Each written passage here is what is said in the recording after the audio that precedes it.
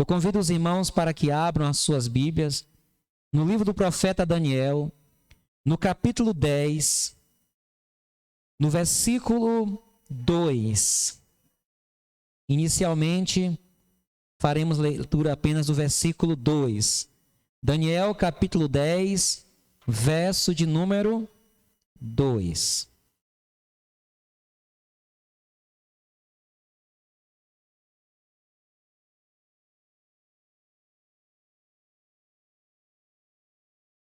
Diz o seguinte: naqueles dias, eu, Daniel, estive triste por 3 semanas completas. Estarei falando nesta noite sobre as 3 semanas de luto do profeta Daniel. E que o Espírito Santo fale ao seu coração através da ministração desta palavra. Uma das traduções no hebraico, a palavra triste, ela pode ser também traduzida pela palavra luto, ou choro, ou pranto, ou lamento. O texto mostra que o profeta Daniel esteve por 3 semanas, 21 dias, ele esteve em luto. Ele estava profundamente abatido. Ele estava profundamente triste. Nós não sabemos de fato qual a razão do luto de Daniel.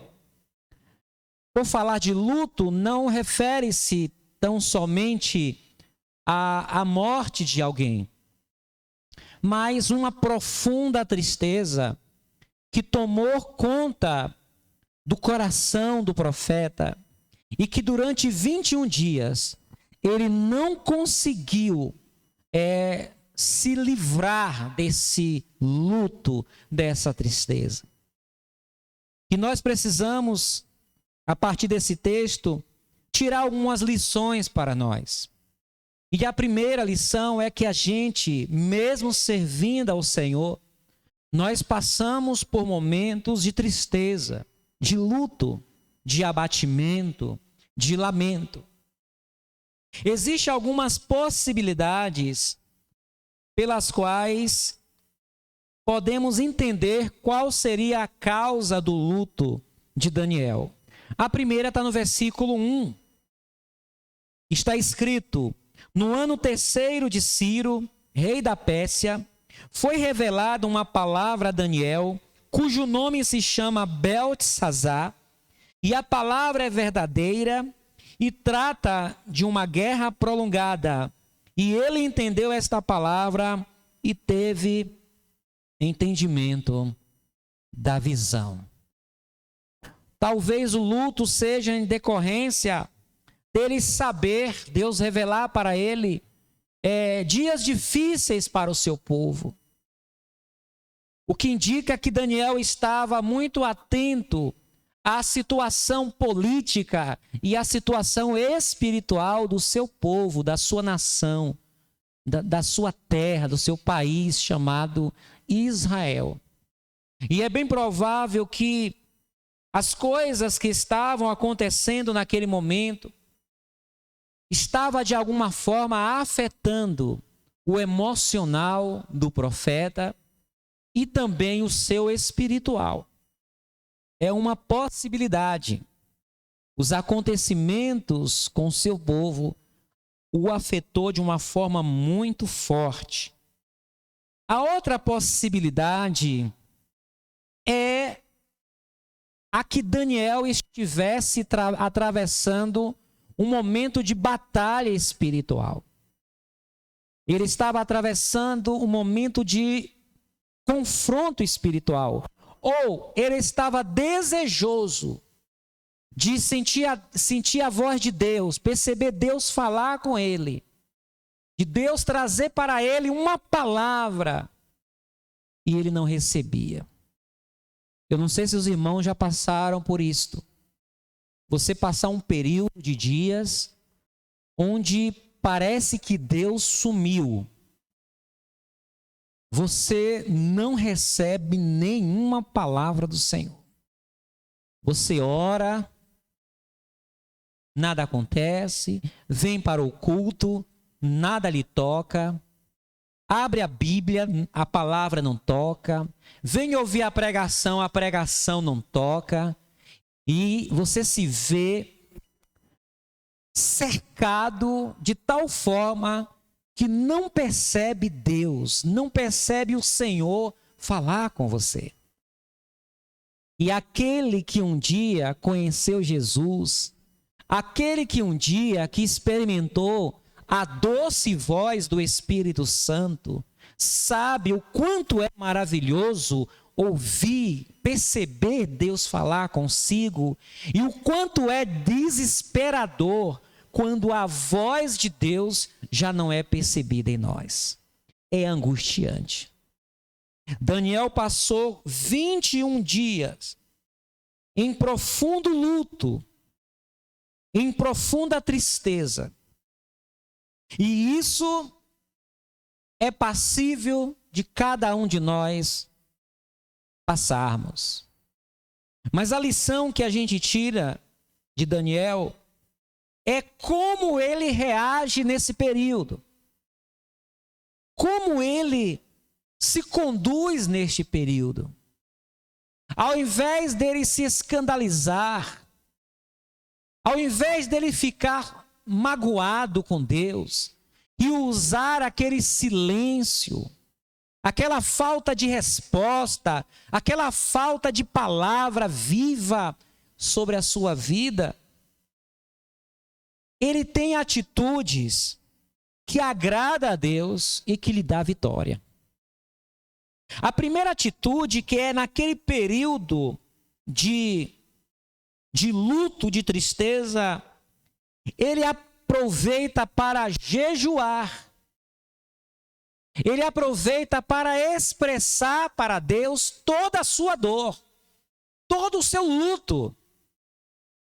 E no versículo 3 diz: manjar desejável não comi, nem carne nem vinho entraram na minha boca, nem me ungi com unguento, até que se cumpriram as 3 semanas.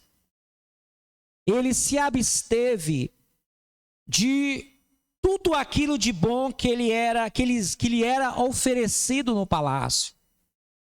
É bem provável que o jejum de Daniel não fosse uma abstinência total nesses 21 dias de alimento, de bebida, mas ele se absteve do que tinha de melhor. Ele se absteve da melhor comida, ele se absteve da melhor carne, do melhor vinho. Ele não se ungiu com unguento, não passou perfume. Ele quis mostrar para Deus que ele estava profundamente triste, porque ele não estava ouvindo a voz de Deus. Ele não estava percebendo o Senhor lhe responder. E ele se volta para Deus em jejum. Se você estiver atravessando algum momento semelhante a esse, ao invés de usar isso para se afastar cada vez mais do Senhor, pelo contrário, se humilhe debaixo da potente mão do Senhor. Como está escrito: humilhai-vos debaixo da potente mão do Senhor, e ao seu tempo ele vos exaltará. Aleluia. O apóstolo Paulo vem a falar nas suas cartas sobre o dia mau, aquele dia onde você enfrenta batalhas espirituais, e ele chega a dizer o seguinte: que depois de fizer de tudo, permanecerdes inabaláveis, permanecerdes firmes, porque no mundo tereis aflições. O servo de Deus passa por embates espirituais. E quando a gente se coloca como intercessores de alguém, as trevas se levantam contra você. Certamente Daniel estava orando pela sua nação, pedindo a Deus que Deus levantasse a vida espiritual do seu povo, que Deus restaurasse Jerusalém, que Deus restaurasse Israel. Ele estava orando pela vida espiritual da sua terra, da sua gente, e ele estava sofrendo represálias. Fique atento. Quando você se coloca como intercessor de alguém, as trevas se voltam contra você. As trevas, o maligno e seus demônios são semelhantes marimbondos. Os marimbondos, enquanto eles estão quietinhos lá, você não toca nele, ele até não mexe com você. Mas se você mexer com o marimbondo ou abelha, eles vão para cima de nós sem dó. E nós precisamos entender que pode sim existir momentos assim. Então, cuidado com por quem está orando, e ao orar, se cuide. Fique precavido, em nome de Jesus. Peça a misericórdia do Senhor. Senhor, que toda represália seja cancelada contra a minha vida, em nome do Senhor Jesus. Não sejamos imprudentes para estar entrando em brigas espirituais dos outros, achando que nós não vamos receber as represálias que nós recebemos. Mas diante de toda aquela prova que o profeta estava passando, terríveis 21 dias de luto, ele se volta para Deus em jejum. E no dia 24 do primeiro mês, ele está à borda do grande rio Hidekel, ou do rio Tigre. Certamente ele estava à borda do rio orando, semelhante a Ezequiel também, que tem uma visão de Deus quando ele está próximo de um rio. E ali, quando ele está no rio, próximo àquele rio, ele tem uma visão de Deus. A resposta chegou. Aleluia. A resposta chega. O choro pode durar uma noite, mas a alegria vem pela manhã. Quando nós buscamos a Deus, Ele nos responde.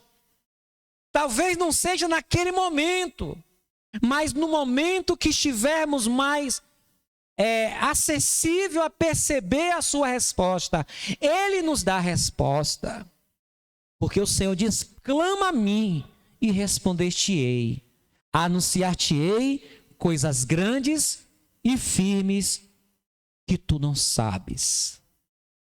No versículo 5 diz: e levantei os meus olhos e olhei, e vi um homem vestido de linho, e os seus lombos cingidos com ouro fino de ufaz. Ele começa a descrever a visão.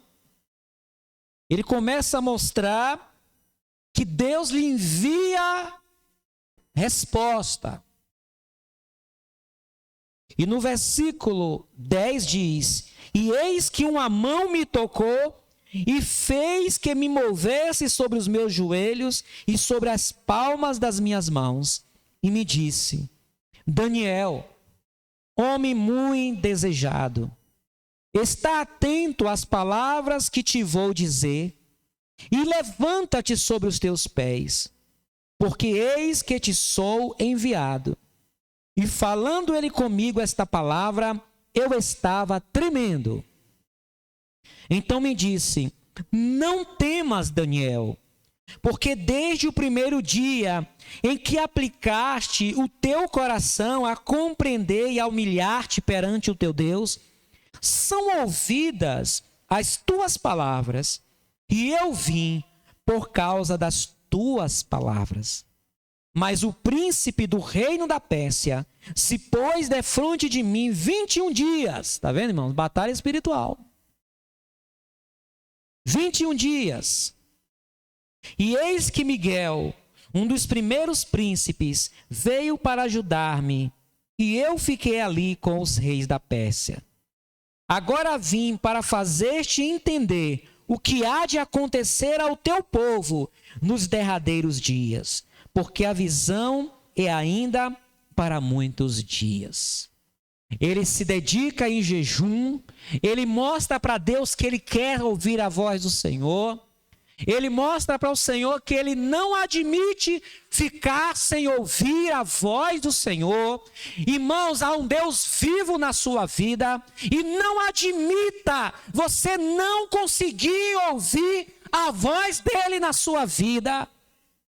Em nome de Jesus, se você não está sentindo Deus falar contigo, algo está errado, alguma coisa está atrapalhando sua relação com o Senhor, e você vai dizer: Deus, eu não aceito, porque eu quero ouvir a tua voz, eu sou a tua ovelha, eu sou do Senhor, e eu quero ouvir a tua voz, eu quero receber a tua palavra, que me faz vencer. E ele se dedica buscando ao Senhor. E o anjo finalmente diz: olha, Daniel, desde o primeiro dia que você começou a clamar ao Senhor, as tuas orações foram ouvidas. Mas houve um impedimento, Daniel. O anjo está dizendo: o Senhor me mandou trazer uma palavra para você, mas houve uma batalha, houve um impedimento. Mas, irmãos, ainda que o inimigo queira atrapalhar aquilo que Deus mandou para nós, vai chegar. Amém? Ainda que o inimigo tenha colocado impedimento, ainda que as coisas estão atrapalhando, vai chegar. Se tardar, espera, porque certamente virá, não tardará, diz o Senhor teu Deus. Aleluia. E o anjo diz a Daniel: não temas, Daniel. Versículo 12. Porque desde o primeiro dia em que aplicaste o teu coração, aleluia, ele aplicou o coração. Ele firmou, ele colocou o seu coração em Deus.